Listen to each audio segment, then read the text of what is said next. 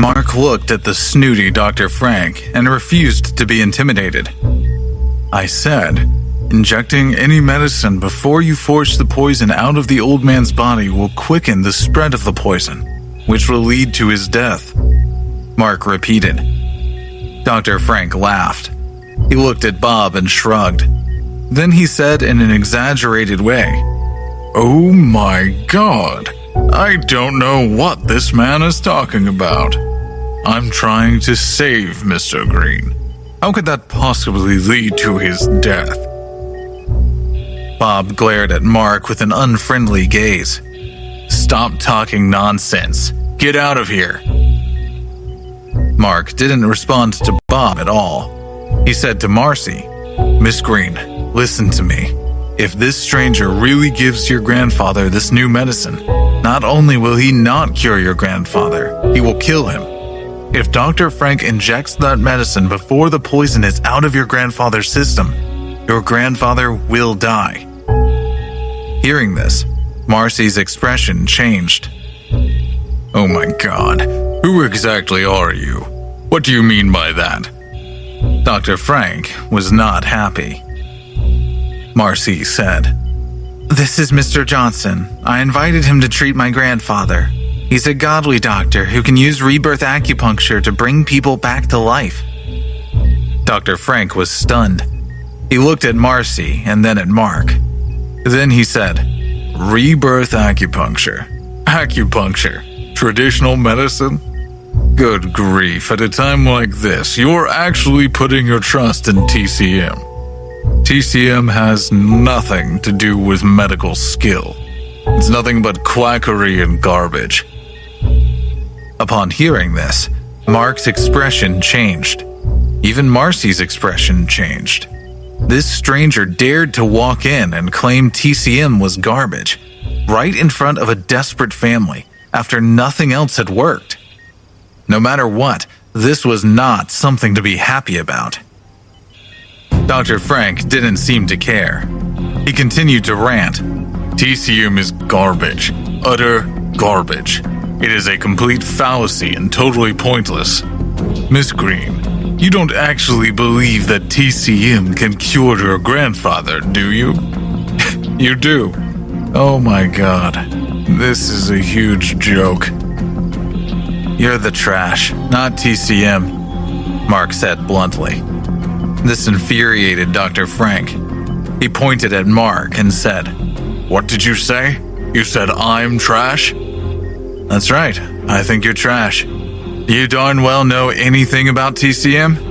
TCM is China's national tradition and brought to the US by some incredible practitioners. It is extensive and profound. How dare you talk about it and insult it when you don't know anything about it?" You... Dr. Frank's face turned purple with fury. Then he checked himself and said, Fine. Young man, I won't argue with you. Let's use facts to talk. Do you dare to make a bet with me?" "Bet? All right. What do you want to bet?" Mark said. Dr. Frank shook the needle in his hand. "The two of us will bet on medicine. If I use the new medicine we developed to cure the old man, then you must tell everyone loudly that TCM is trash, complete and utter garbage, and you have to kneel at my feet to me to apologize." "And what if you can't cure the old man, but I do cure him using TCM to do it? Then you must shout out to everyone that you're trash. Trash from the bottom of your heart." Bob, listening to this conversation, was furious. He shouted at Mark, "Johnson, who do you think you are? What right do you have to talk to Dr. Frank like that?" Mark snorted coldly and said, "What's wrong? Are you afraid?" Marcy walked over and whispered to Mark, "Forget it. Don't bet. This Dr. Frank comes from a medical family. He got the world's top medical doctorate when he was just 30 years old. He does have some ability. If his medicine really can cure my grandfather, then you will lose for sure." Although she didn't have a good impression of Dr. Frank, Marcy didn't have full confidence in Mark either. After all, she only had Dr. Stevens' assurance that he could help her grandpa. But Mark nodded at Marcy and said, "Don't worry, this guy won't win." And the bet was on. Dr. Frank had already started injecting Red with the medicine. "Arrogant upstart," he said. "Just you wait. I want you to see with your own eyes the miracle that Western medicine has created. Your TCM can never be compared to it. Just wait and see what happens to Mr. Green here. Then you will personally admit that TCM is trash." Dr. Frank looked like he was determined to win. Bob and Marcy watched this scene with sober expressions. Only Mark had a faint smile on his face, and his expression remained unchanged. The medicine in the needle entered the old man's bloodstream very quickly. Dr. Frank put away the needle and said loudly, "We only need to wait for 5 minutes. A miracle will appear."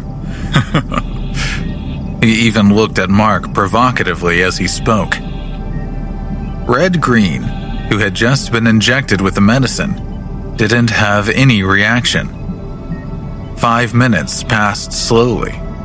The old man suddenly reacted, but it wasn't the miracle that Dr. Frank had claimed. Instead, the body on the bed trembled slightly, and Red's face turned even paler than it was already. His eyelids began twitching. Everyone was shocked, including Dr. Frank. "Something doesn't seem right. Why is Grandpa trembling?" Marcy asked. Bob said, "This might be the basic reaction after the injection. No matter what, Father has a reaction now. His body can move. He looks much better than before." Bob had chosen to believe in Dr. Frank, but what happened next was a slap in the face. The old man's body was trembling more and more violently. His face had turned purple and green. Even his lips had turned purple. The electrocardiogram monitor beside him suddenly made a beeping sound. The waves that were originally curved flattened into a straight line. Even an idiot could see that something was not right. "Not good. My grandfather's situation is not good. He's going to die," Marcy cried, her face full of anxiety. She threw herself at the bed and shouted loudly, "Grandpa! Grandpa!" Bob also realized that something was not right. His face changed immediately. "Dr. Frank, what's going on?" Dr. Frank was also stunned for a moment. After injecting the medicine, he had expected some basic reactions, but nothing as extreme as this. "Oh my God, how is this possible? It shouldn't be like this. There must be some mistake." Dr. Frank also panicked a little, and he was extremely depressed. It shouldn't be like this. Their team had been researching intensely for 3 months. They had put in a lot of effort and were very confident in the results of this research. He had predicted that the medicine would wake the patient up within 5 minutes of being injected into the patient's body. But that wasn't happening. Had he, the great Dr. Frank, lost his gamble?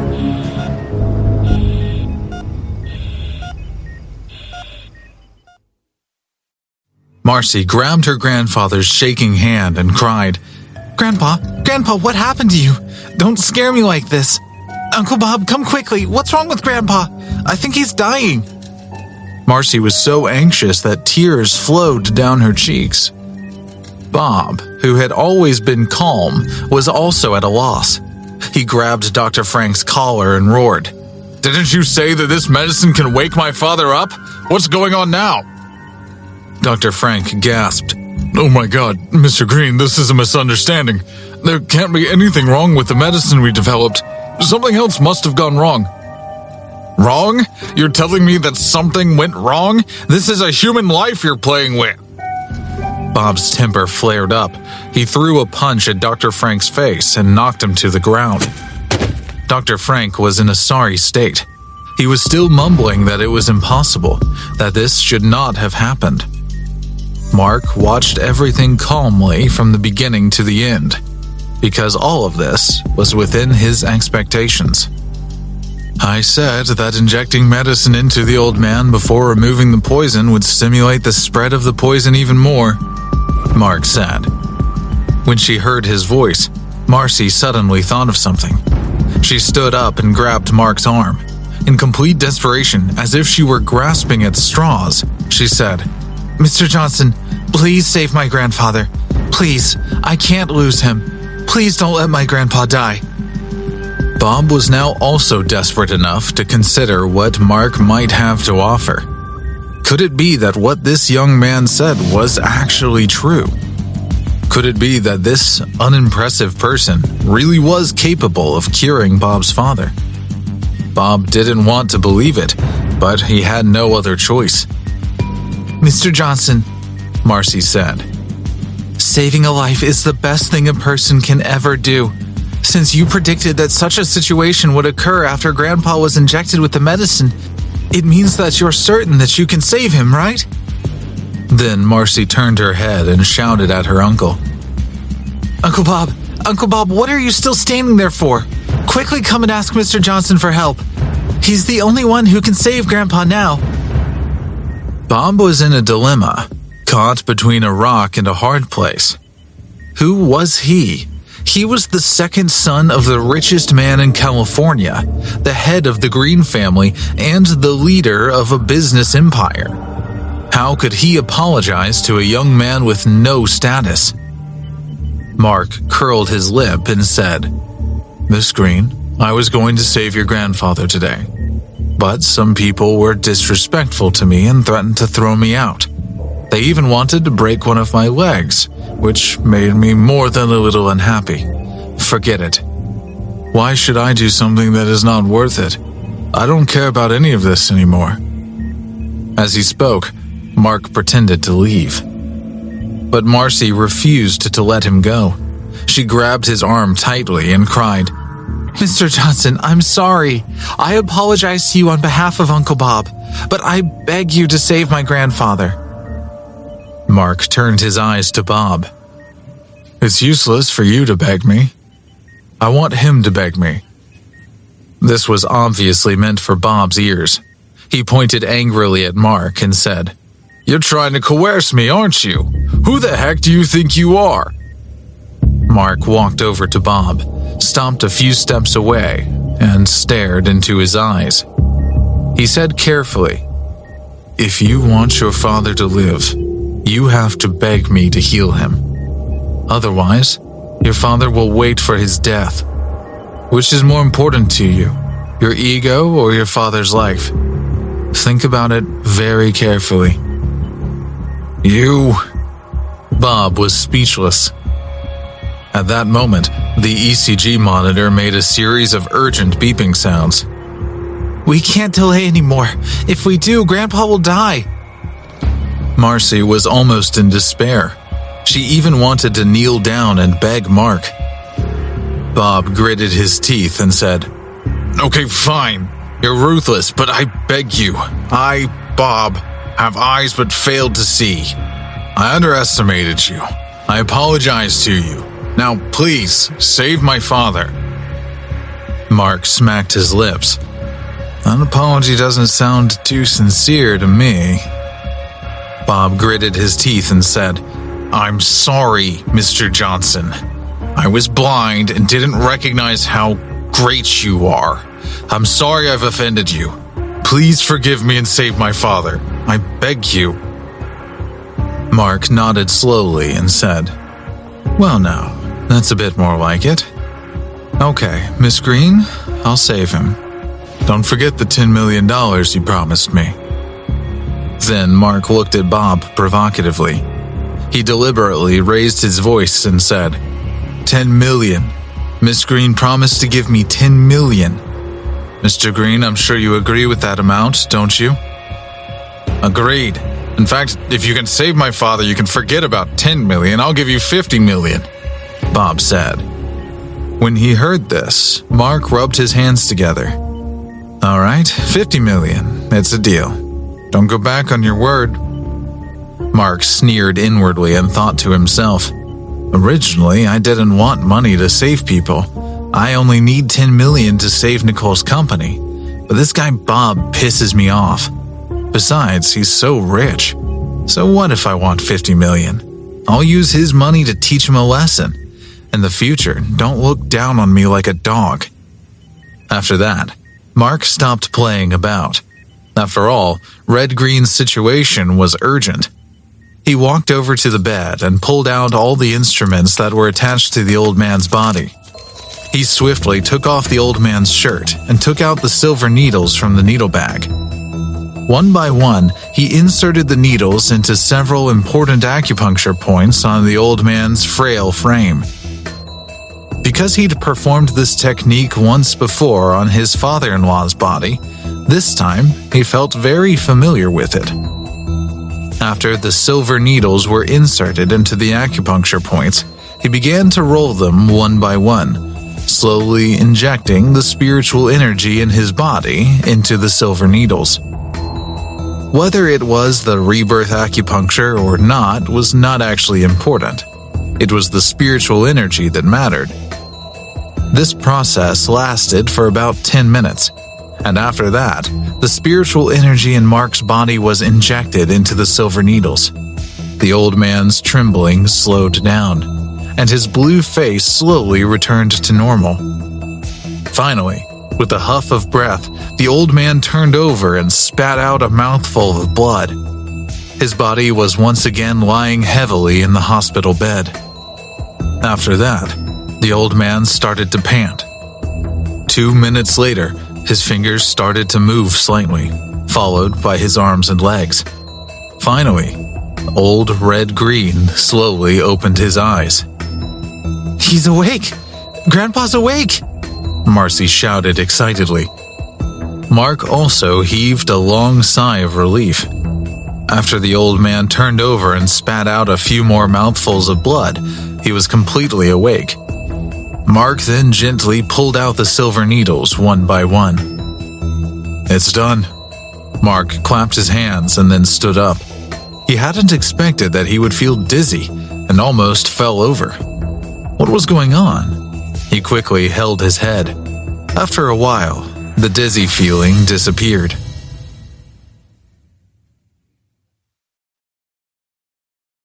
After curing Red Green of the poison in his body, Mark staggered and dropped his head in his hands. After a while, though, the dizzy feeling disappeared. Could it be that the spirit energy I used today consumed too much of my body's resources, and that's why I'm feeling dizzy? He wondered. After all, he'd used the rebirth acupuncture on both his father-in-law and Marcy's grandpa within less than 24 hours, and that was after he'd been punched by Jack.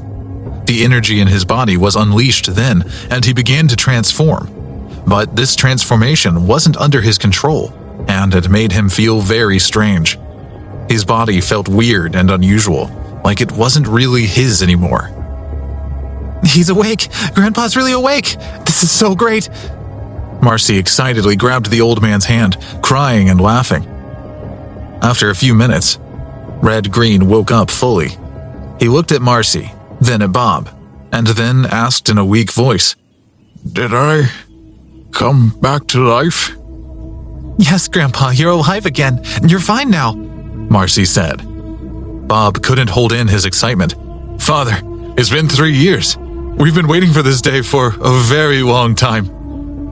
The old man shook his head and said, "During these 3 years, I felt dizzy and felt that I would rather die than live. I wanted to go meet God, but it seems God didn't want me, at least not yet. I guess I have more to do before I leave this earth." At this time, Mark said, "The old man has just woken up. His body is not fully recovered. It is best not to get him to speak too much. But in order for you all to feel at ease, you should have a qualified doctor give him a complete physical examination. There shouldn't be any problems with his body because he's just a little weak. He just needs to rest a little more." Marcy and Bob, who were in a state of great excitement, finally looked at Mark. "Mr. Johnson, thank you so much." Dr. Stevens is right. You are truly like a god in this world. Your skills are truly incredible. Marcy expressed her gratitude to Mark from the bottom of her heart. Even Bob had to lower his head at this moment. He said to Mark from the bottom of his heart, "Thank you, Mr. Johnson." Mark hurriedly waved his hand and said, "No, don't just say thank you. Let's have something more practical. Bob, I believe you said something about giving me $50 million? Mark felt a little uneasy right then. He thought to himself, I don't think this guy Bob is going to keep his word. But reality proved that he was thinking too much. Although Bob had a bad temper, it was not to the extent that he would go back on his word. Here, Mr. Johnson saved my father's life. $50 million must be given to him, Bob said and gave his niece a look. Marcy understood. She stood up and walked out. Not long after, she came back again with a shiny golden card in her hand. On the surface, it looked like an ordinary bank card, but for some reason, it was emitting a golden light. Marcy respectfully handed the gold card to Mark and said, "This is a gold card specially prepared by the bank for special clients. Only customers with more than $300 million in savings are qualified to get this card. In the future, no matter what business you do, you can enjoy VIP service in the bank. That $50 million Uncle Bob promised you has been deposited onto the card, and the owner of the card has become Mr. Mark Johnson. Please take care of it, Mr. Johnson." Mark was a little shocked to actually be confronted with a card worth so much money. It sounded awesome, but also a little unreal. He took the card and asked tentatively, "Is there really $50 million on it?"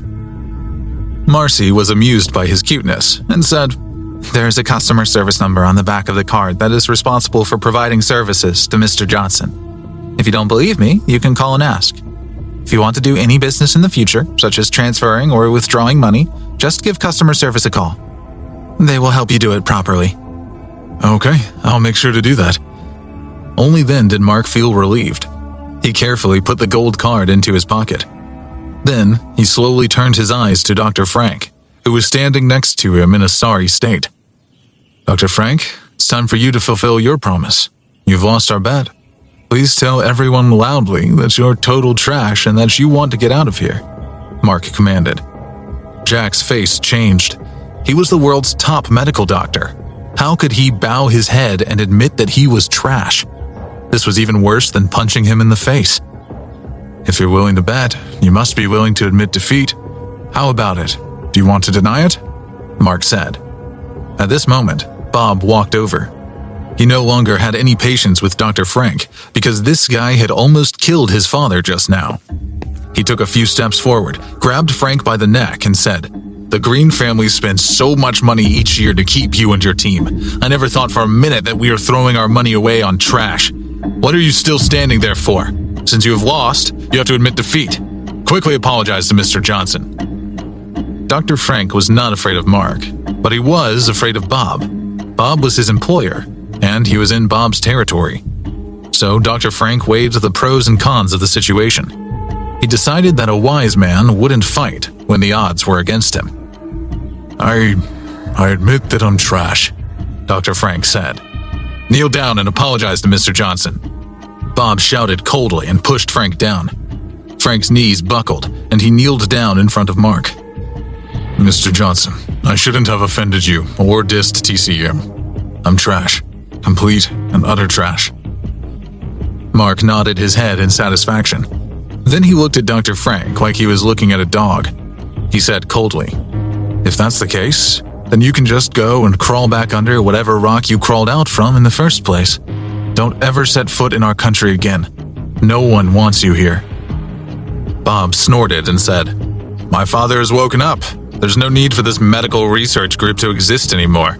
I declare that from now on, the research group will be disbanded. As for you, Dr. Frank, you can do as Mr. Johnson says and leave. Now." Dr. Frank's heart felt like it was bleeding. The research team was disbanded, just like that. This was a tragedy, not only because of the loss of $10 million per year into his pocket, but also because it destroyed his reputation. How could he continue to live and work in the medical world after this? But he'd had to admit defeat.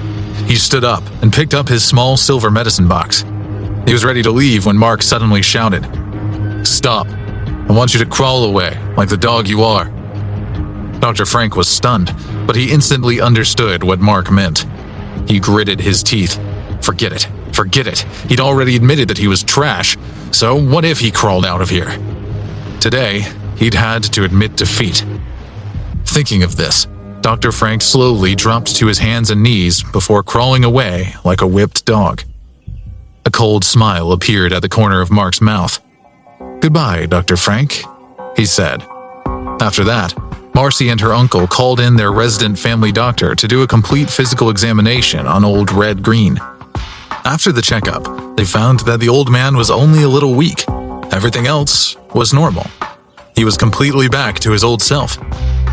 Marcy once again expressed her gratitude to Mark and wanted to send him home in one of the Green family cars, but Mark shook his head and left on his own.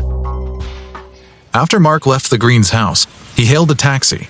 In the past, he was never willing to take a taxi when he had no money, but today, he'd earned $50 million. He knew he could afford a taxi. Any taxi. But what Mark didn't know was that right at that moment, in the living room of the Midler family house, there was an explosion. Midler residence.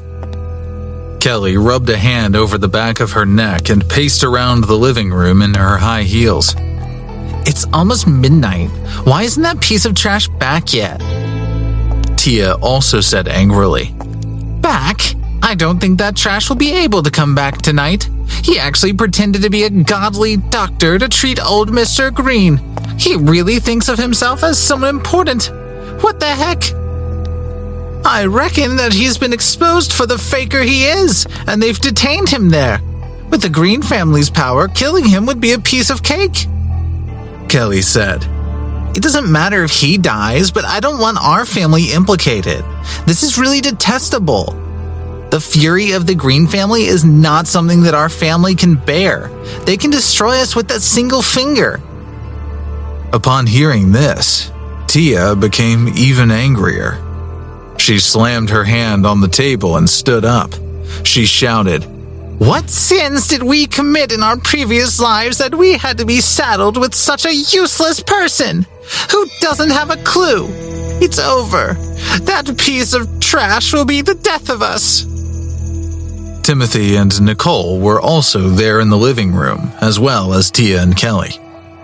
Nicole was also very anxious and worried about Mark. She had been calling Mark's cell phone, but kept getting notifications that it was not within the service area. Listening to her mother's and sister's nagging just made her even more upset. Nicole, you see it now, don't you? Not only can this trash not help you, but he's hurting you. You will immediately divorce him. I've already prepared the divorce agreement for you. As soon as that useless idiot comes in, sign it immediately. Tia ordered her elder daughter. "All of you should speak less. Perhaps the matter is not as bad as you think," Timothy started to say. He looked at the clock on the wall and sighed. "Maybe Mark will be back soon." He won't. He wanted to show off in front of the Green family. If the Green family let him go, it will only be to cut him into pieces and throw him into the sea to feed the fish," Tia said. Just as she said that, the doorbell rang. The whole family was stunned and looked up. Nicole was the first to show joy. "Mark is back." As she spoke, she ran over to open the door, but was stopped by Tia. "Don't go. How do you know it is Mark? Perhaps it's someone from the Green family who's come looking for you." At that moment, Mark's voice came from outside the door. "Dear, open the door. I'm back." Nicole let out a long sigh of relief when she heard her husband's voice. She ignored her mother's obstruction and ran to open the door. She saw Mark standing outside with a face full of joy. Nicole looked Mark up and down and found that he didn't have any traces of being beaten up. Only then did she let out a long sigh of relief and feel the pounding of her heart slow down. Ever since Mark had gone to the Greens, she had been worrying about him. because she was afraid that he was just showing off for her benefit. She'd been terrified that he'd be beaten up and even killed by them. "You're back? Are you all right?" Nicole asked. Mark walked into the living room and found that the whole family was looking at him. There was still hatred in the eyes of his mother-in-law and sister-in-law. Mark scratched his head and said, "Nicole, I'm fine. Look, I'm fine." Tia and Kelly were a little disappointed when they saw Mark come back unharmed. Shouldn't this loser be crippled or beaten to death by the Green family? How had he come back unharmed? This was really disappointing. Hey, loser, didn't you go to the Green family to treat the old man? How come you weren't exposed and beaten to death as the fake you are?" Kelly asked in an unfriendly tone. Only then did Mark realize that the whole family was worried about him, even though they each had different reasons. He smiled and said very seriously, "I'm fine. You didn't have to worry." Tia curled her lip. "Worried? We don't care about your life or your death. We were just afraid that you would implicate our family." Nicole hurriedly pulled Mark to the side and asked softly, "What exactly is going on? Why are you back in one piece? What happened?" Mark couldn't hide the joy on his face. He said to Nicole, "I treated old Mr. Green to make money for you. Now that I've earned money, don't you want the 10 million I made? I'll give it to you." These words shocked everyone. Even Nicole was so shocked that her mouth dropped open. "Really? You're still pretending to be a big shot? Do you think my sister is a 3-year-old child? You earned 10 million just by going out to see an old man? Who the hell are you trying to fool? What are you?" Kelly said angrily. She really couldn't understand why this piece of trash loved to boast so much. He actually said that he earned $10 million. He must have treated the Green family as fools. Mark didn't pay attention to his sister-in-law's attitude. Instead, he continued to say to his wife, "Nicole, I really did earn 10 million. Your company is saved. You don't have to worry anymore." Nicole suddenly felt annoyed. She looked away and said coldly, "Look, don't just say things like this to comfort me, okay? It is very boring." Nicole didn't think that Mark could earn 10 million. She didn't know how much he could earn, but if he could earn 10 million, would he still need to be her husband? It worried her. "Nicole, I'm not just trying to comfort you. I'm telling the truth. If you don't believe me, Mark was about to take out the golden card Marcy gave him, but he was cut off by a loud knocking on the door. The whole family was stunned. It was so late. Who could it be at such an hour? Mark had no choice but to swallow his words. He turned to look at the door. The knocking was still going on, so he walked over to open the door without saying anything. There were 2 men and a woman standing outside the door, a couple in their 50s, and also a young man in his 20s. These 3 people were none other than Timothy's younger brother, Samuel, and his wife and son. They were Nicole's Uncle Sam and Aunt Maisie, as well as her younger cousin, Dale. "Still up?" Aunt Maisie walked casually into the living room. She was dressed fashionably and elegantly, and she looked like a lady. Nicole was shocked. "Aunt Maisie, Uncle Sam, why are you here?" Tia pulled her face into a frown. She didn't have much use for Sam Midler's family.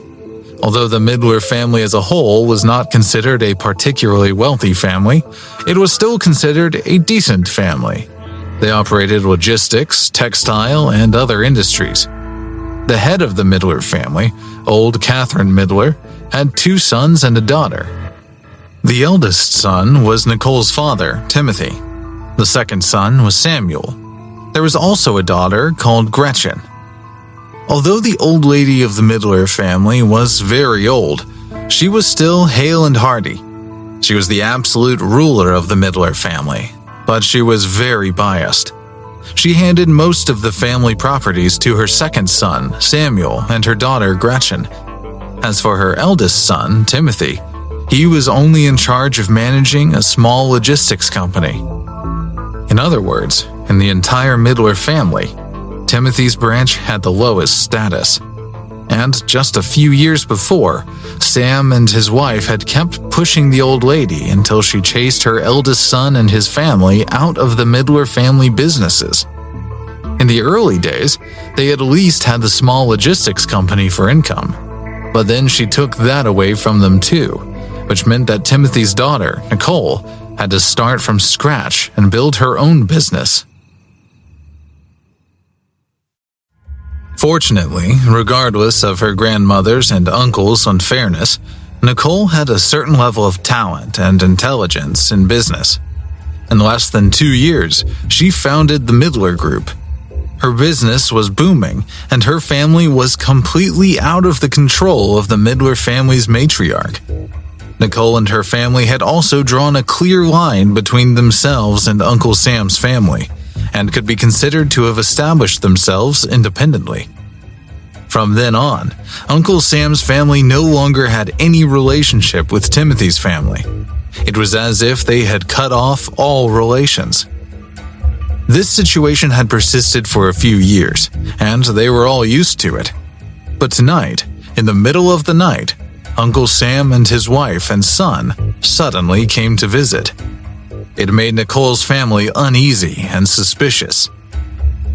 Tia had a violent temper and spoke bluntly. She took a step forward and pointed at Sam and said, We have broken off relations with you guys. Why are you coming to our house?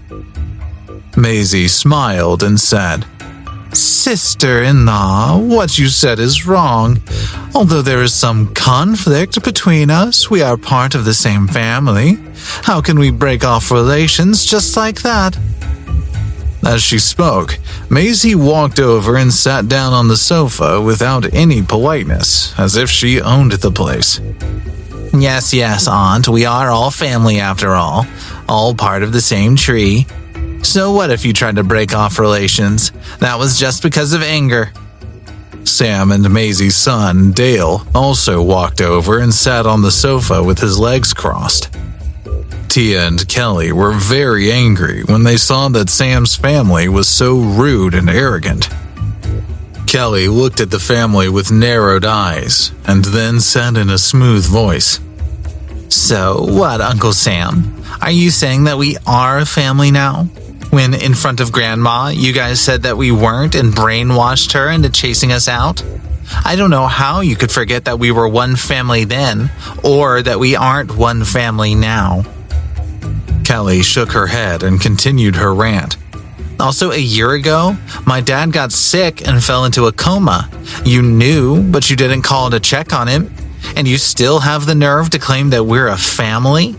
Are you really that shameless? There was a problem with my sister's company a while ago. She urgently needs money to turn it around, and my dad's medical bills also urgently paying. Mom and I went to your house to beg you for help, and we even went to ask Grandma, but you chased us out. And you call yourselves a family? The more Kelly spoke, the angrier she got. Finally, she slammed her fist down on the table and pointed at her aunt and uncle. Get out of here. There's no place for you in our family. Sam Midler's family of 3 looked at each other. Dale stood up and said, Cousin, don't talk like that. We knew that Uncle Timothy was in a coma, which is why we've come to see him. But Uncle seems to have recovered. Maisie also said, That's right, Tia. Kelly, don't think that we're that bad. Actually, during the time when you guys were in trouble, we always remembered you. Even the old lady remembered you. And she often nagged us to find out how you were doing. What she said was really too fake. She was simply lying through her teeth. Do you still remember us? If that's really the case, will you chase us out when we go to your house to borrow money? Kelly was so angry that she wanted to smack each of them in the face and throw them out the door. Tia took a breath and said, All right, stop pretending to be good people here. It's disgusting. What are you guys doing here today? If you have something to say it. If not, get out. Tia and Kelly didn't hold back their words. Sam's family immediately felt that they had lost face, and there were faint traces of anger on their faces even though they tried not to show it. Sam turned his gaze to his elder brother, Timothy, who had not spoken all this while. Timmy, say something, will you? We really have a reason to be here today. That's right, brother. Tia and Kelly speak too rudely. After all, we are still a family, right? Maisie said. Timothy, who had been sitting at the dining table without saying anything, sighed in his heart. Although his brother and sister-in-law had gone too far back then and chased his family out of the main Midler family, in the end, they were still family. All right, stop talking. Sam, what you did back then was indeed a bit too much. He sighed. But let's just forget it. It's all in the past now. What exactly are you here for today? Don't beat around the bush, Timothy said. Dale adjusted his collar and said, Uncle, we really have something to say this time. We have something important to do. Dale then turned his eyes to Nicole. Isn't there a problem with my cousin's company? She's going to go bankrupt soon. I heard that you need more money urgently, so we came to help out. Nicole's family was stunned when they heard this. What happened? Could it be that Sam's family had suddenly discovered their conscience? Or was it because they wanted to atone for their past crimes that they came to save Nicole's company? Tia was stunned. You really came to save Nicole's company? Nicole's company does indeed have a problem and urgently needs funds. Are you here to inject capital? Kelly was also stunned. She looked at Uncle Sam and muttered in her heart, This family had always been ambitious. Why did they suddenly become so good? It's not right. Nicole's company has a problem. If we don't save her, who can we save? In the end, we are still a family. We can't just watch Nicole's company go bankrupt, can we, Uncle Timothy, Aunt Tia? Dale said. Even Timothy was a little surprised. His younger brother had been at odds with him since they were boys. Moreover, Sam had always fought with him for anything good and was also very scheming. He'd schemed to get his mother to kick Timothy out of the family. Now, was he really that kind to come and help his family? Or did he have an ulterior motive? Sam, Timothy started. Could it be that you're really... Dale clapped his hands proudly. Uncle, let's not beat about the bush. Today, we have brought $2 million to come and save Cousin's company. $2 million? Gasped the Midler family in unison. Nicole and the others were stunned again. Kelly said, $2 million? Dale, you're not joking with us, are you? My sister's company's situation is very serious now. $2 million can't save it. It needs at least $10 million. Nicole was also a little embarrassed. She had thought for a moment that Uncle Sam and his family were going to offer $10 million to save her company. She didn't expect them to only offer $2 million. This $2 million was barely a drop in the ocean. Then what? Dale, it's not enough. If you really want to help Nicole, how can this $2 million be enough? She needs at least $10 million, Tia said. Dale laughed twice and then said, Enough. I'll offer $2 million to buy Cousin's company. It is enough.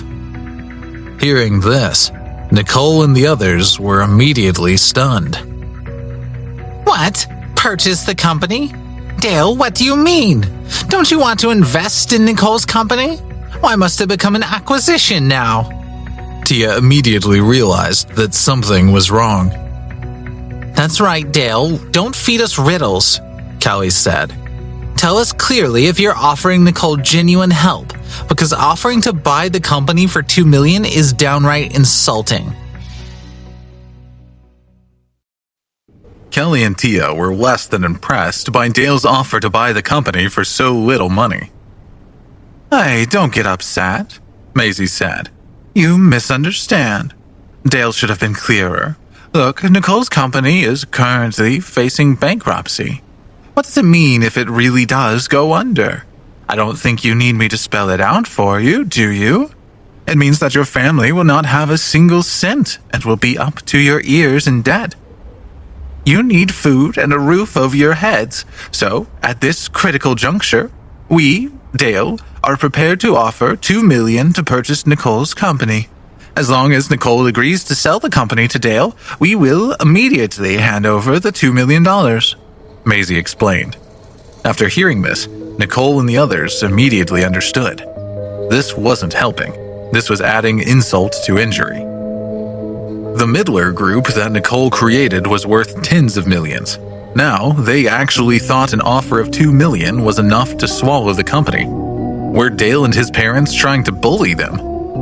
Tia was so angry that she couldn't speak for a moment. Then she found her voice. Okay, you guys, Tia said. It's clear that you don't want to help us.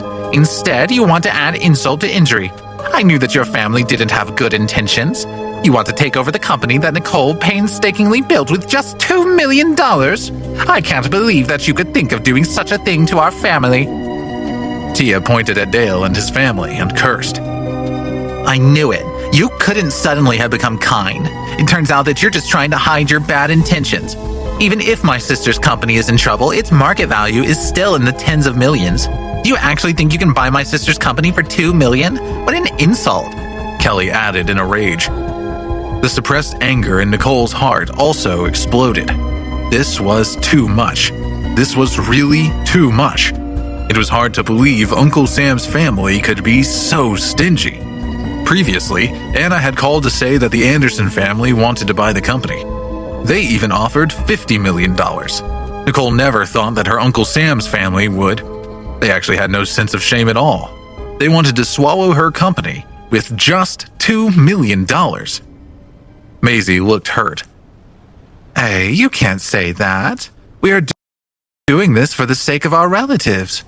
You only took out $2 million to start up Nicole's company. This way, you have at least the money to pay the $2 million back, right? But if the company goes bankrupt, do you have a single cent? You will still be in debt. Surely you don't want to be in debt. Before Maisie finished speaking, Nicole was so angry that she took a deep breath. She raised her hand and pointed to the door. Get lost. I don't want to hear another word from you. Get lost immediately. When he heard this, Dale became anxious, and his face became gloomy. Nicole, don't be so hasty. If it wasn't for the fact that you're my cousin, I wouldn't even offer you $2 million.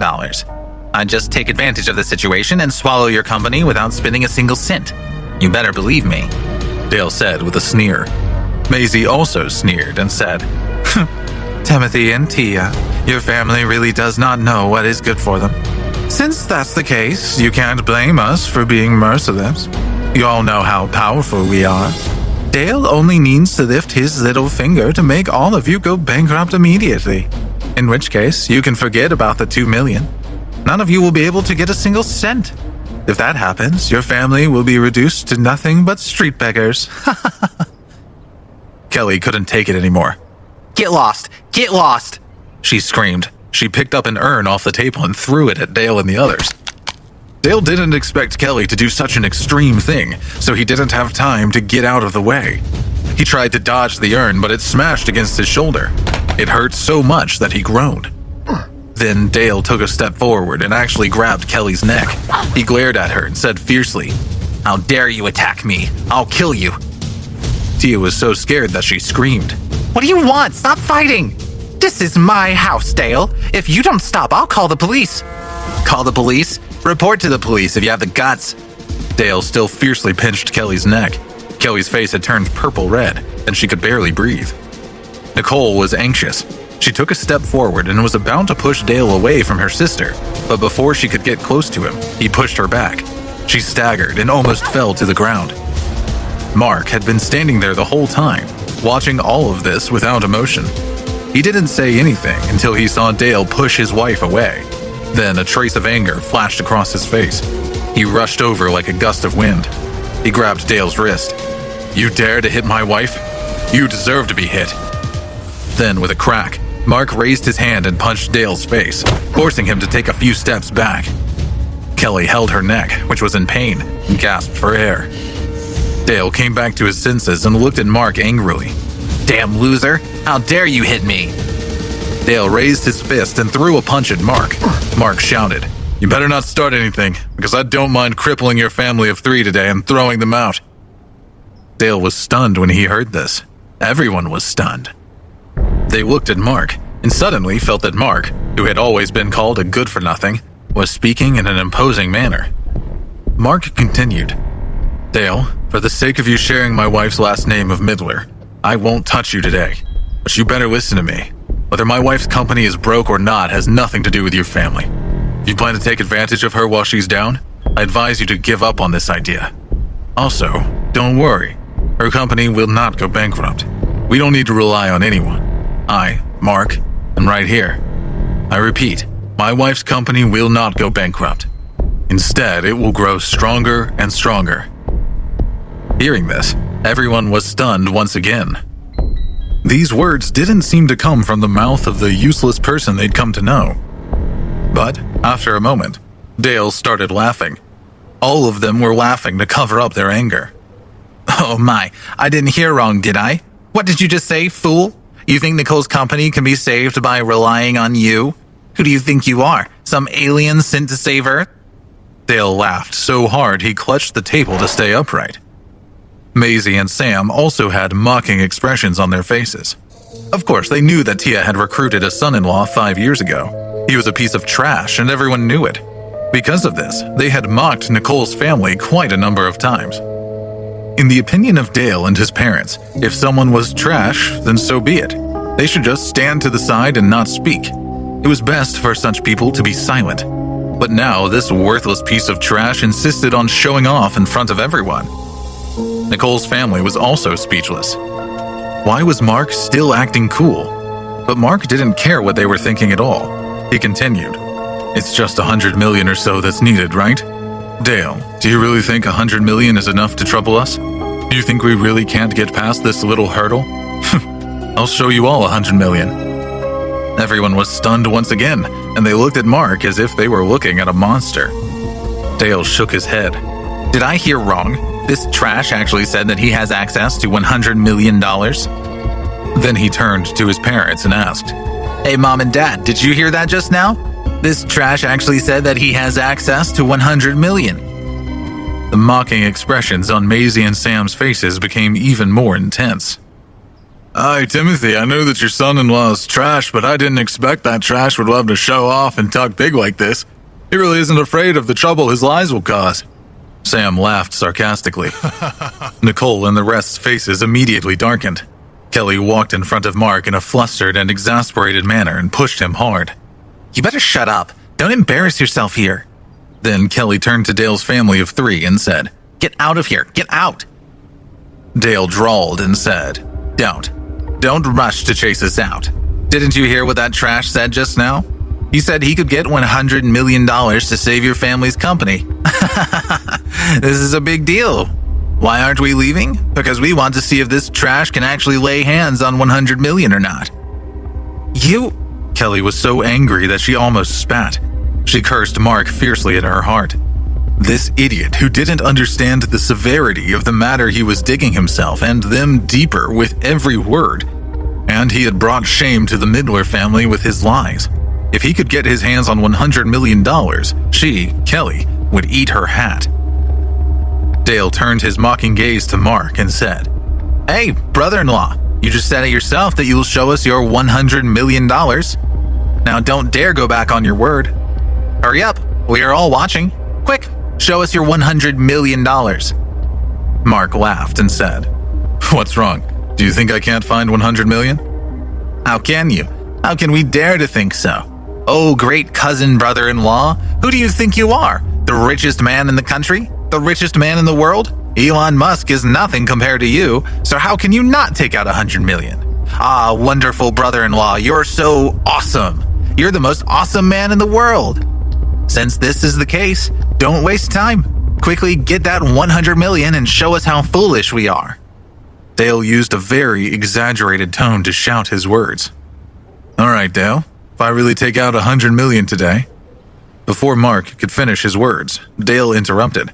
If you can get $100 million, I, Dale, will kneel down and dust your boots with my bare hands. Mark almost laughed when he heard that. All right, Dale, you said it, not me. I said it. Dale suddenly patted his chest. Everyone listen up. If this trash can take out 100 million today, I, Dale, kneel down and dust his boots with my bare hands. But I'll say the ugly words first. If this trash can't take out 100 million... Nicole and the others' hearts sank when they heard this. But if this trash can't take out 100 million, then Nicole, you have to sell your company to me for 2 million, and your entire family has to kneel down and apologize to our family, because your ignorance today made me very angry and very unhappy, Dale said. This was clearly bullying, because everyone knew that Mark couldn't take out 100 million. Dale, don't go too far, Kelly said. At this moment, Mark took a step forward and raised his voice. All right, it's settled then. All members of Nicole's family glared at Mark. Trash, what are you talking about? What's decided? Are you really going to block Dale's path? Are you crazy? You're shameless, but we don't want to be destroyed. At this moment, Kelly wished she could use a knife to kill Mark. This guy who didn't know the immensity of the situation was holding his sister's company hostage, using the face of the Midler family to gamble with Dale. Even Nicole couldn't stand it any longer. She walked over and coldly pulled Mark to the side. Mark, that's enough. Nicole, don't worry, I won't lose. Dale and the others have gone too far. I'll help you regain your pride today, Mark said. Nicole was speechless. Who do you think you are? How can you take out $100 million just like that? Mark calmly took out the gold card from his pocket. Everyone's eyes immediately focused on the card because its gold color was so eye-catching. The gilded logo of the Super American Bank glittered on the gold card. One look, and it was easy to tell that it was different from other cards. As a business person, Dale naturally recognized this card.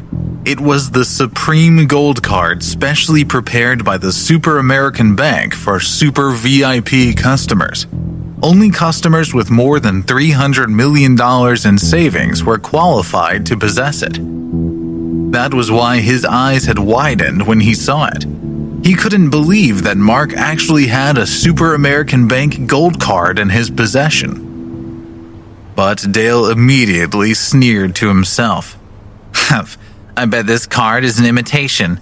Nowadays, many people deliberately copy the appearance of the Super American Bank Gold Card to make a few fake cards for themselves in order to show off. It looks like a proper one, but there's no way it can be the real deal. But very quickly, he was proved wrong because Dale's mother, Maisie, snatched the gold card from Mark's hands. Her eyes widened as she examined it. She looked at it carefully and said, Isn't this a Super American Bank Gold Card? How could this kid have such a thing? Maisie then handed the card to her son, Dale. Dale, look! This card really seems to be issued by the Super American Bank. It looks real. It doesn't look like a fake card at all. Dale took the card and looked at it carefully. Only then did he realize that it was not an imitation. But soon he curled his lip and said, The card is real, but I think this guy picked it up off the street somewhere. Maisie immediately agreed. Yes, that must be right. This kid's just a poor loser. There's no way he could have a Super American Bank Gold Card. Then Maisie raised the card and waved it in front of Mark, saying, Loser, you don't think you can really take out $100 million just because of a card you happened to pick up, right? Dale also had a mocking smile on his face. Yeah, stop pretending. If you keep pretending, it'll be too much. Mark ignored them and took the gold card from Maisie's hand. He then took out his phone and called the customer service number on the card. Just as Marcy had told him, the card had his exclusive customer service number on it. No matter what business he wanted to do, he only needed to call the customer service number, and someone would help him.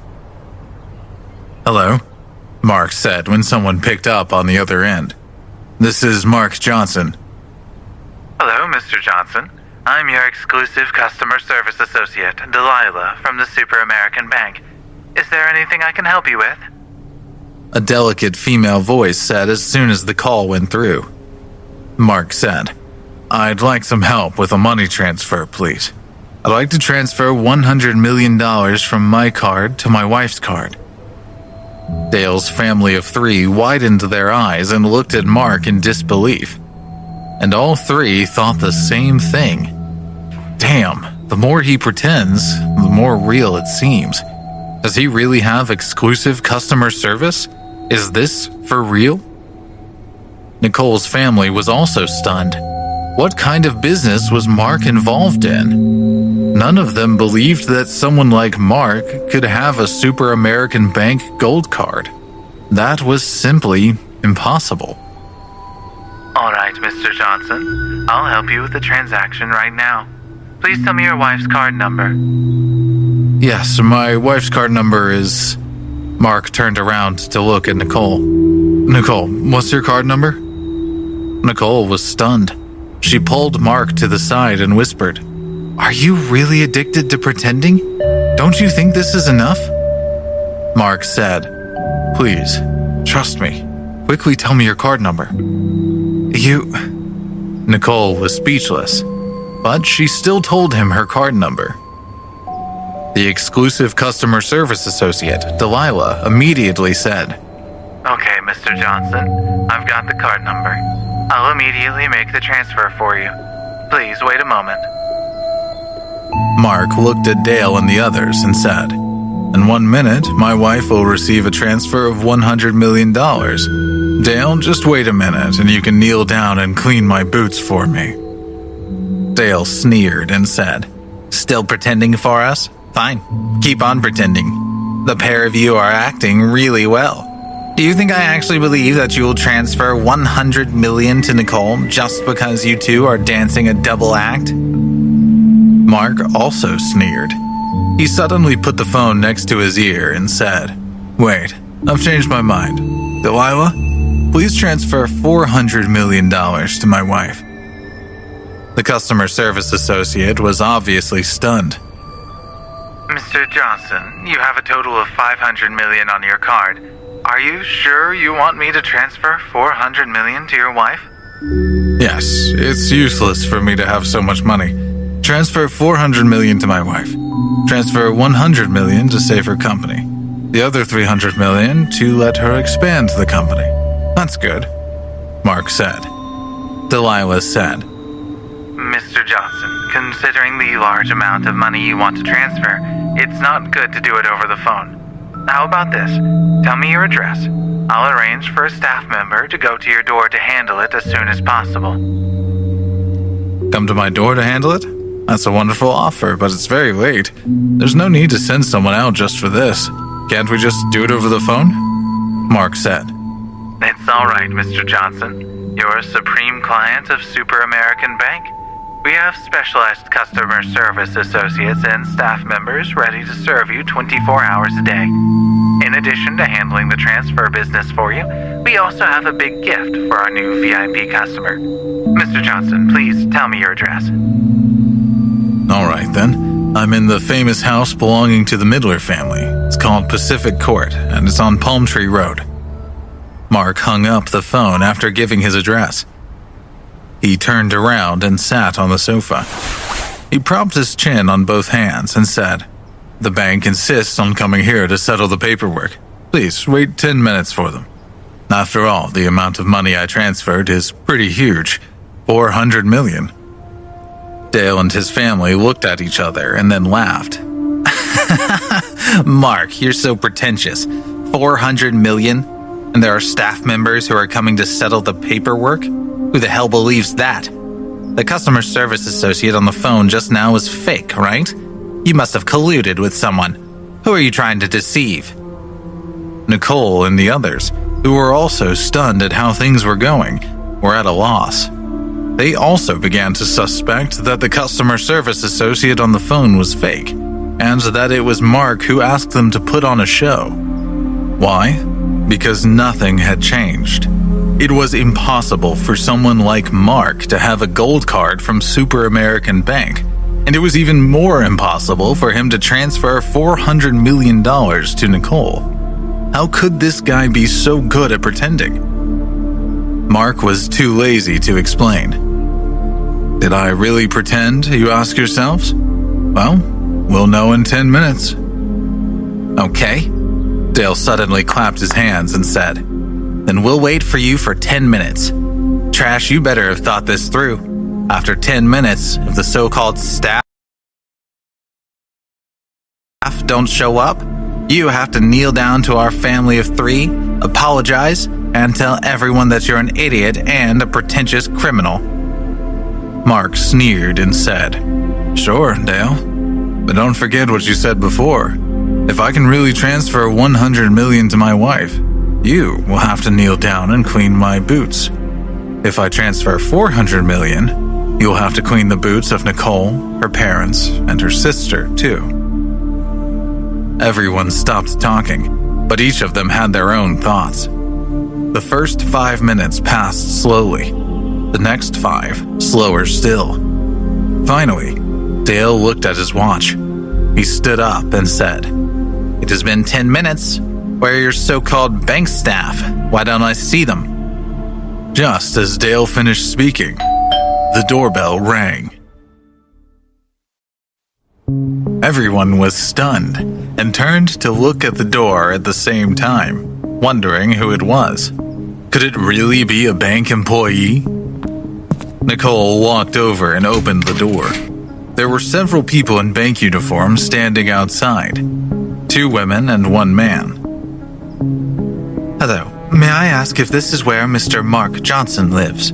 We are from Super American Bank, and we are here to help Mr. Johnson with his business, said the leading female staff member politely. She had a ponytail and was dressed in a sharp business outfit. Nicole was stunned. Was she really a staff member of Super American Bank? Mark immediately stood up and said, I'm Mark Johnson. Come on in.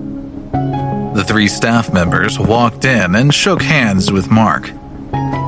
Mr. Johnson, I'm sorry to bother you at home like this, but it's better this way when our clients want to transfer very large sums. We will immediately do the transaction for you. Please, show us your gold card. Mark immediately handed over the gold card. The female associate took it and turned to give it to a male staff member holding a laptop. The 2 of them exchanged glances, and the male staff member immediately placed the laptop on the table beside them. He turned on the laptop, logged into the Super American Bank website, and got to work.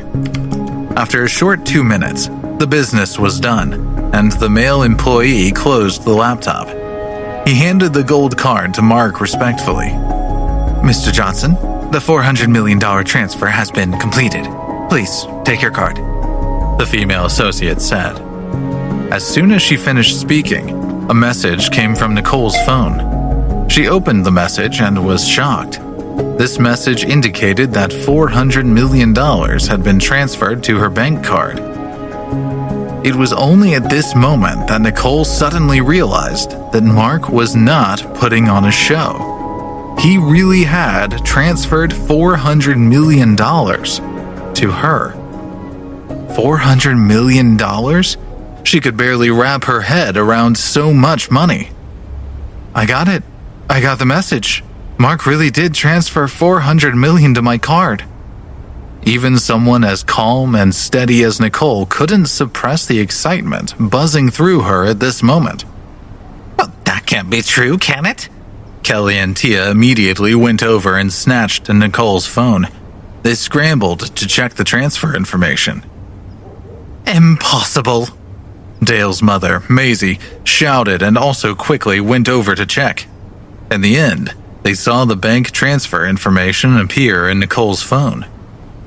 Maisie couldn't believe her eyes.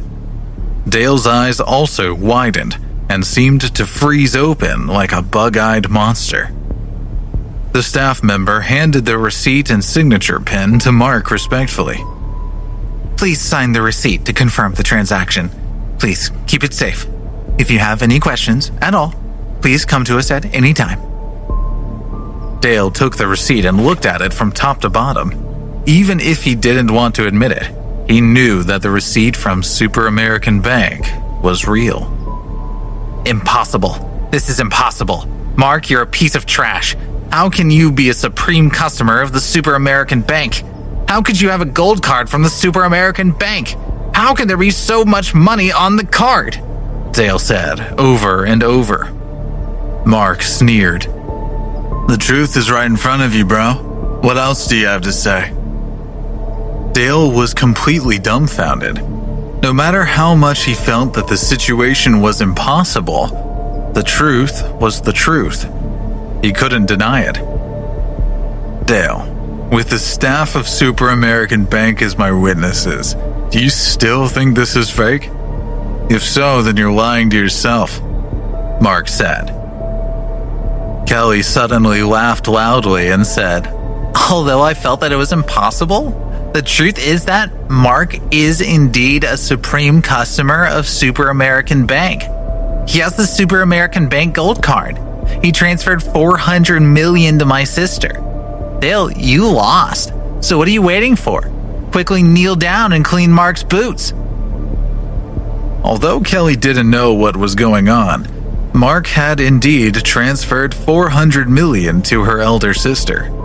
This was the truth, so she couldn't care less about anything else. She just wanted to hang on to this fact and slap Dale in the face with it. She didn't like Dale's family. They weren't good people. Moreover, Dale almost strangled her to death just now, so Kelly wanted this opportunity to get back at them all. Dale, I'm talking to you. Why are you still standing there? Hurry up and kneel down and clean Mark's boots. You agreed. Do you want to deny it? Kelly pointed at Dale and shouted loudly. Tia also reacted and quickly echoed. That's right, Dale. You have to keep your word. You said that if you lose, you will clean Mark's boots. So what are you waiting for? Hurry up and get down there. Dale's face turned red. For a moment, he didn't know what to do. But he couldn't kneel before Mark, this piece of trash, and clean his boots. He just couldn't. Impossible. This piece of trash must have broken the law. It's impossible for him to have $400 million. Dale shouted in a flustered and exasperated manner. Sam and Maisie also shouted out loudly. That's right. Your family must have joined forces to put on an act for us. You're all in cahoots. Seeing the two families arguing noisily, the bank staff members were also somewhat stunned. The female associate in charge said, Mr. Johnson, what's going on? Do you need us to help you prove you have the money? Since she was a staff member of Super American Bank, Mark didn't want her to get involved in this disgraceful family matter. So he said, It's fine. Since your business has been completed, you're free to go. I can handle this. Thank you. The three staff members nodded. The female staff member in charge said, It's like this, Mr. Johnson. Every year, our Super American Bank gives a big present to the most newly promoted VIP Supreme client. Although this is your first time setting up a card with our bank, the first thing you needed to do was to deposit $500 million in your Supreme client account. Furthermore, it was Miss Marcy Green who personally helped to register the card. So this big gift has been brought to you today. Everyone was a little stunned. What? Not only did these people personally come in the middle of the night to handle Mark's business, they even brought a huge gift with them. Mark was a little puzzled and muttered to himself, "Not only does this bank do business for me, it even gives me gifts. What exactly is this big gift that they keep talking about?" Curiously, Mark asked, "What is the big gift that you guys keep talking about? Take it out and let me see it." The three staff members smiled. The male staff member said, "Mr. Johnson, this big gift is a sports car. We have driven the car over. It's parked outside your house. Mr. Johnson, please go and check it out." When he said this, everyone in the room almost exploded. What the hell? A sports car? The bank was so generous they even give away sports cars? Dale was shocked. He rubbed his chin and said, Although Super American Bank is a big bank, I've never seen a bank send a sports car. Why do I not believe you? Mark himself didn't believe it. The others, naturally, didn't believe it either. In order to verify whether it was true or not, they all followed behind the bank associates and left the house. They gathered on the sidewalk outside the house. A bright red Ferrari 488 sports car sat quietly in the driveway. Even at night, its super beautiful appearance made everyone blink. Dale's Audi Q5 was parked next to the red Ferrari. The contrast was strong. The Audi Q5 was a great little car. It was worth more than $50,000, but compared to the Ferrari 488, it was nothing but a cheap toy. Dale looked at his Audi Q5 and then looked at the Ferrari beside it. He felt extremely unhappy. He felt as if he was a beggar standing in front of a billionaire. No matter how he looked at it, it was very awkward. But he still couldn't believe that the Super American Bank was really so generous as to give a Ferrari 488 to a fool like Mark. Dale couldn't help but believe what was happening in front of him, because the female staff member in charge had already passed the car keys to Mark. She said respectfully, "Mr. Johnson, this is the gift that the Super American Bank gave you. I hope you'll be happy with it." Everyone stared at Mark until he took the key. He walked to the Ferrari and walked around it. He nodded and said, "Oh, this car's not bad." Hearing this, everyone was shocked, especially Dale, who wanted to punch Mark in the face. This idiot! What did he know about cars? He probably didn't even have a driver's license, and he dared to say that this car was not bad. What a pretentious prick. Dale felt even more depressed. It seemed like this car really was given to Mark, but that shouldn't be the case. Even if this loser suddenly saved hundreds of millions in Super American Bank, he wouldn't be able to get such a big gift. Although Dale didn't have the personal assets to qualify for a Super American Bank gold card, his grandmother was still the leader of the Midler family business. Old Catherine Midler was also in possession of a Super American Bank gold card, so why hadn't the Super American Bank seen fit to gift her with a red Ferrari? But what did Dale know? Even if his grandmother was a VIP customer of Super American Bank, how could she be compared to Mark? Mark had the Green family backing him, and this gold card was personally handled by the princess of the Green family, Marcy. It was Marcy who called the Super American Bank and said that she wanted to apply for a gold card with $500 million in savings for Mark. Marcy had also said to the bank, "This year, you don't need to give us the big gift that your bank gives us every year. Please, give it to Mr. Johnson. But don't give it to him in the name of the Green family. Think of a way to give this big gift to Mr. Johnson in an anonymous way, without the Greens being connected to it. You must make him accept it." How could the Super American Bank dare to disobey Marcy's orders? Who was Marcy? Who was the Green family? She was the richest young woman in California, and her family was one of the 3 richest in the country. Her grandfather was also the biggest client the Super American Bank had collaborated with for many years. Every year, the Green family would deposit their savings in the Super American Bank. There was also current account, which was worth more than $1 billion, and another $1 billion worth of savings. Just the annual interest alone was worth millions, so it was not a big deal to send a luxury car worth a few $100,000 to the Green family every year. Originally, the Ferrari 488 was meant to be given to the Green family, but because of Marcy's request, it was given to Mark, just not in the name of the Green family. Marcy was a person who handled matters calmly. She was afraid that it would hurt Mark's self-esteem if he knew it came from the Greens. So she helped the bank make an excuse by saying that the bank gave a big gift to new VIP clients every year. That way, it would be perfectly justifiable to give it to Mark. Marcy was a smart person, and though she had only dealt with him once, she had already determined that Mark was not an ordinary person. With his unique skill of rebirth acupuncture, he was definitely a person worth befriending. Besides, wasn't it just a sports car? The Green family didn't lack for anything, let alone expensive sports cars. Even if she gave 10 sports cars to Mark, Marcy wouldn't even blink. At this time, the staff member said, "Mr. Johnson, all the paperwork for this car has been completed for you. Do you want to take it for a test drive?" Mark said very pretentiously, "No need. I'll try it when I have time in the future. The Ferrari 488 costs more than $400,000, so I don't anticipate any problems." "That's good. As long as you're satisfied, then we will not disturb you any longer. Mr. Johnson, if you need anything in the future, just call the exclusive customer service number and we'll be happy to assist you again. In the meantime, have a great day, or night." After saying that, the three bank staff left, leaving Dale, Nicole, and the others standing stunned on the sidewalk. They looked from the amazing Ferrari to each other and back to the car.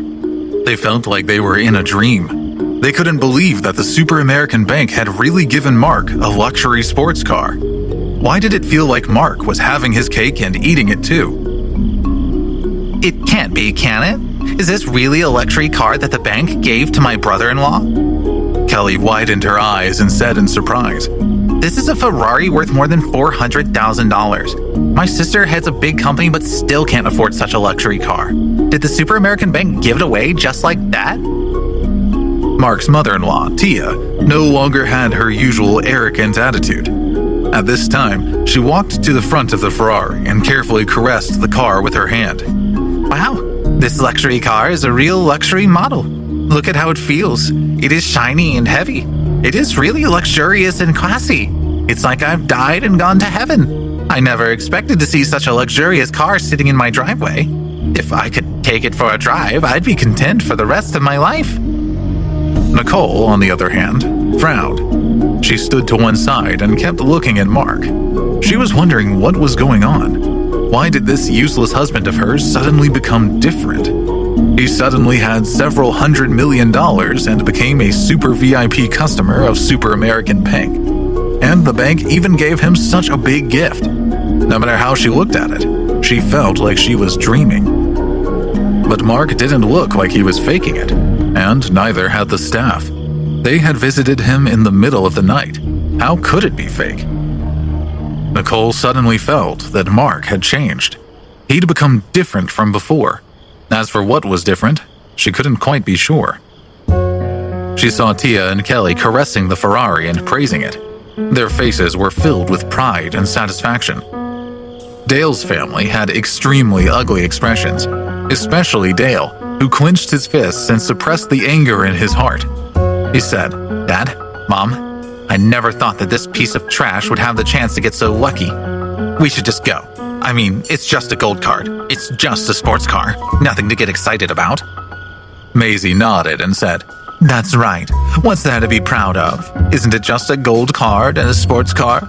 With our Dale's talent and potential, it won't take him more than 2 years to possess these things all by himself." Dale felt that he couldn't stay there any longer. He felt that he'd been shown up by this useless Mark. Other than getting out of here immediately, what else could he do? He was angry in his heart. He had started the day determined to humiliate Timothy's family and get Nicole's company for his own. He didn't expect he would end it by being thoroughly slapped in the face. He took out the key fob to his Audi Q5 and pressed it. All he wanted to do was get out of there, but there was no reaction from the key. He pressed the start button several times, but there was no reaction from the car. Dale frowned. "Damn, what's going on? Why won't the car or the car key respond? Dale pressed the button a few more times in a hurry and kept cursing. Kelly saw this scene and immediately raised her voice and said, "Yo, Dale, what's wrong? Is the car key broken? Your Audi Q5 is no good. It's only been on the road a short time and the key is broken already? If it was our Ferrari, this wouldn't have happened." Tia added, "That's right, Dale. In the past, I thought your Audi Q5 was pretty good. It is pretty good as far as cheap cars go, but now it's in no way comparable to our Ferrari. That's simply, oh my, I guess I should stop talking. Keep a low profile. But Dale, if you come to our house another time, you'll have to change this Audi Q5. You'll have to change it to a car that's even better than our Ferrari, won't you? Only then will you be able to show your face around here, right?"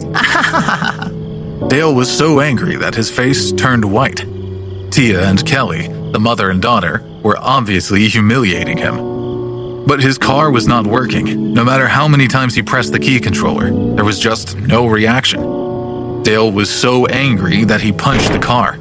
He didn't know what was happening, but after he punched the car lights turned on and the door unlocked. Damn, what was going on? Tia raised her voice and said, "Oh, Dale, the key doesn't work, but after a punch, the car starts right up. It looks like this car needs a beating the same as you. You deserve a beating." I'm dying of laughter here. Dale couldn't stay any longer. He yanked open the car door, called out to his parents, and got in. He sat inside, waiting for his parents to get in too. Kelly hurriedly walked over and said to Dale, "Dale, you're really going to leave now? What about your agreement? You agreed that if my brother-in-law could really transfer $100 million to my sister, you would clean his boots. Why won't you keep your word? You haven't cleaned Mark's boots yet." Dale glared at Kelly. "Get lost." As he spoke, he stepped on the accelerator. The car roared and shot forward, scaring Kelly, who jumped out of the way. Dale stopped the car and started to maneuver out of the driveway. He didn't know if it was because he was angry or because there was a problem with the car, but the steering wheel suddenly slipped through his hands and the Audi veered toward the Ferrari parked nearby. With a bang, Dale's Audi crashed into the Ferrari's rear end. Dale hurriedly slammed on the brakes. Tia screamed, "Oh my God, Dale, what are you doing? Do you have any idea how to drive? You hit our Ferrari. Luckily, I was not standing near it just now. Otherwise, I would have been killed by you." The others were also shocked. What was Dale doing? Did he really think his behavior was okay? Dale punched the steering wheel hard. Damn it, what was going on? He'd jerked the steering wheel in the wrong direction by mistake, and it was a little too hard because he was so angry that he lost his head. Tia and Kelly rushed in front of the Audi and smacked the window. "Dale, get out of the car. You hit our Ferrari, do you know that?" Tia yelled. "Yeah, you plan to run after hitting our car? No way, get out of here. All of you, get out of the car right now," Kelly added. Dale, Maisie, and Samuel were speechless, but under Tia and Kelly's strong scolding, they had no choice but to bite the bullet and do as they were told. They got out of the car.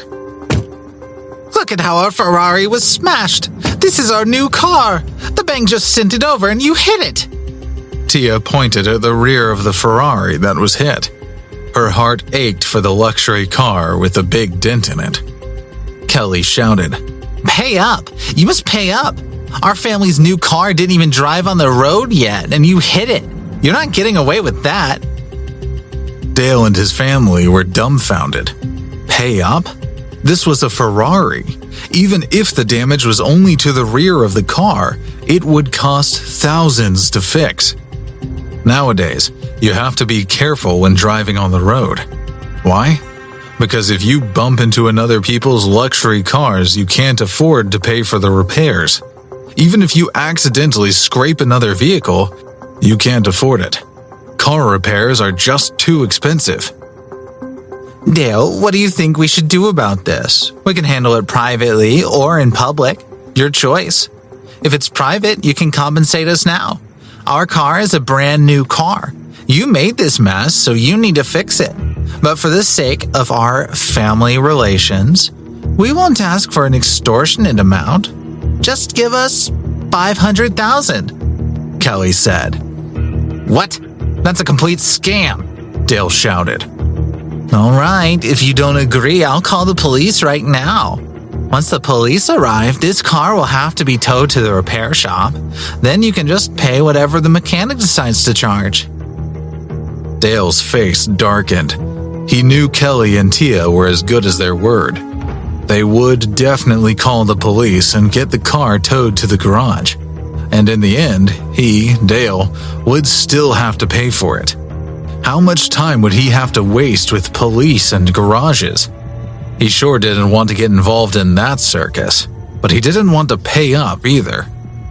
But looking at the Midler family, mother and daughter, if he didn't pay up, they wouldn't let the matter rest. No matter how unreasonable Dale was, he'd crashed into someone's car. If he was decent about it and did the right thing, he could walk away. If he wasn't decent, he wouldn't be able to move forward with his life. Tia and Kelly would do exactly what they said, and that would put Dale in a whole lot of hot water. Dale's mother, Maisie, braced herself and went forward. She smiled and said, "Sister-in-law, we are all family. I think we should just forget about this matter. Dale didn't do it on purpose. You guys can't be so mean, right?" "What do you mean, forget about it?" Tia interrupted Maisie's words without any hesitation.